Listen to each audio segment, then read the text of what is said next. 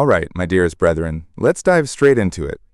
But first, prepare yourselves, because you're about to witness humanity's pastimes that were so bizarre, so bewildering, they'd make a modern psychiatrist schedule an immediate vacation. Here are 8 ways ancient folks killed time before the internet existed. Number 8. The marriage lottery, ancient Tinder edition. You thought Tinder was the first place people swiped right for destiny? Wrong. Our ancestors had their own version of random dating, only instead of a phone, they used jars.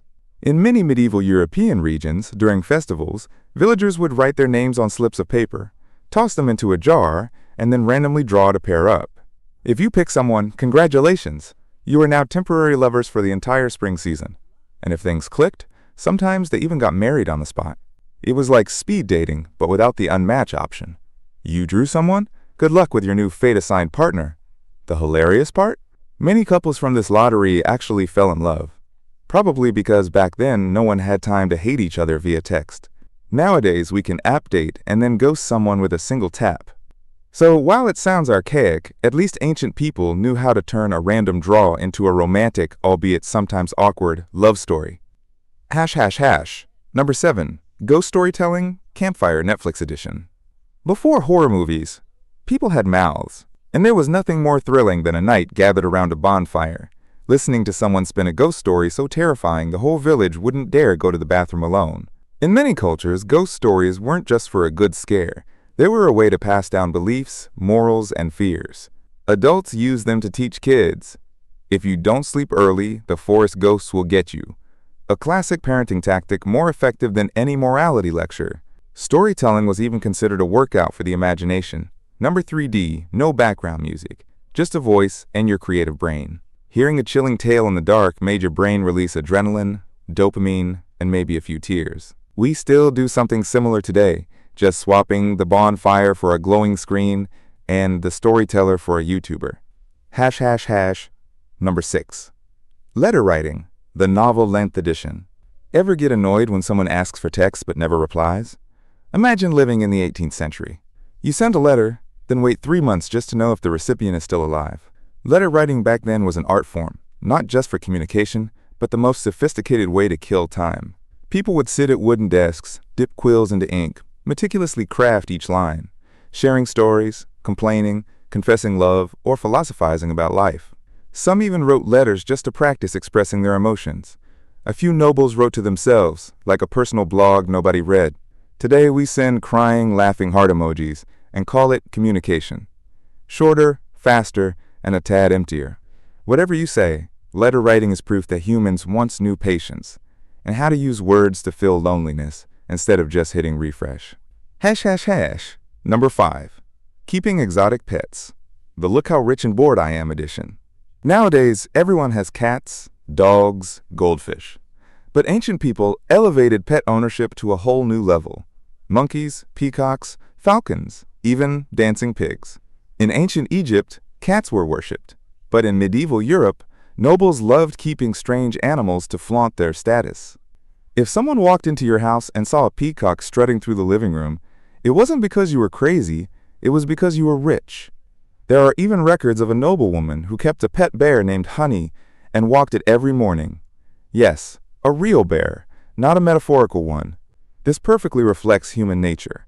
When we're too idle, we start doing weird things just to feel special.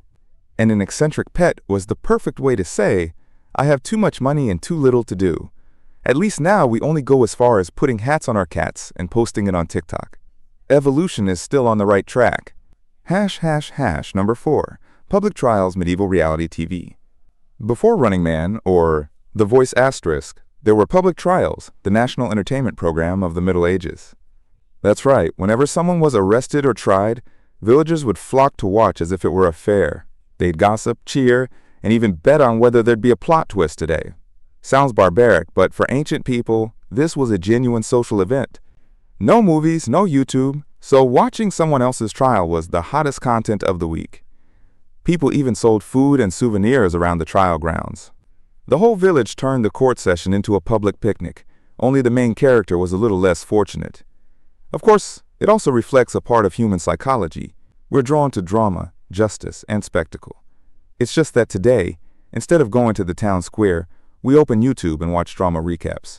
If you think you're living in an overly nosy era, trust me, your ancestors were at least 10 times more invested in gossip. Number 3. Collecting oddities. The Before Google, Just Grab It edition. Before Google could tell you what a weird thing was, people had only one method. Bring it home. From seashells, shark teeth, oddly shaped rocks, to dried animal carcasses. Wealthy individuals even established cabinets of curiosities, where they displayed everything they found interesting, even if no one understood its purpose. You might see a small skull, a giant conch shell, and a squashed beetle in a box, all in the same display case. That was how ancient people showed off their knowledge. The more bizarre items you had, the more learned you were proven to be. In reality, it looked like a cross between a storage closet and a mad scientist's lab. But you have to admit, it was the earliest foundation of modern museums. Thanks to those who like to hoard random stuff, the world now has places to display history and science. So if you've ever been scolded for keeping useless trinkets, remember you're carrying on a millennia-old human tradition. Number 2. Brainwashing meditation. The art of doing absolutely nothing. Before meditation became a trendy wellness hack, ancient people invented an activity of artistic caliber. Sitting still and thinking nothing. Sounds simple, right? But it was actually a legendary brain flexibility challenge. Because the moment you think you're not thinking, congratulations, you failed. In ancient China and India, sitting still wasn't laziness. It was a mental discipline where people attempted to brainwash themselves in the most civilized way. Many scholars could sit for hours in the lotus position, eyes closed, breathing evenly, mind empty. But from a distance, they looked exactly like kids studying without opening a single page. Ancient people believed that by not thinking, they could understand the true nature of everything, like, if you want to know all, think about nothing. And strangely, it seemed to work. Meditation helped them calm down, focus, and even become more creative. As for those who failed at not thinking, at least they achieved one thing: falling asleep in a beautiful pose. We still do the same today, just with a more modern name: mindless TikTok scrolling. Number 1. Singing solo, the original private concert. No mic, no stage, ancient people still performed private shows for themselves. From farmers and monks to nobles, everyone sang alone, in the fields, in their rooms, or in the bath. Yes, that tradition lives on to this day. Some sang to pray for rain, some to chase away sadness, and some just because nobody could stop them. In Japan, during the Edo period, there was even a trend of story singing, where people composed songs about their own lives, like, "Today I caught a fish, but the fish bit me. My life is truly sad." It sounds both melancholic and funny, but truly it was their way of de-stressing, self-therapy without needing psychology. Ultimately, singing solo is a symbol of freedom, no one listening, no one judging. And sometimes, it's even better than a real show. Now we do the exact same thing, just with a camera on, a filter, and upload it to TikTok. Ancient people sang for the wind, we sing for the algorithm. And those are 8 ways ancient people killed time before the internet. No TikTok, no Netflix. They still knew how to turn boredom into an art of living. What about us? 3 seconds of lagging internet, and we want to smash our phones. I bet if ancient people saw us, they'd say, "Our time was probably more fun, actually."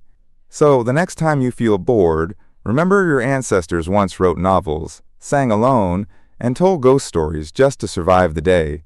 And you? You have Wi-Fi. Not too shabby. Thanks for watching the video. If you're still here after all these minutes, congratulations. You've just killed time exactly like our ancestors did, only more modernly. See you in the next video. Don't forget to subscribe, or I might just tell you a ghost story.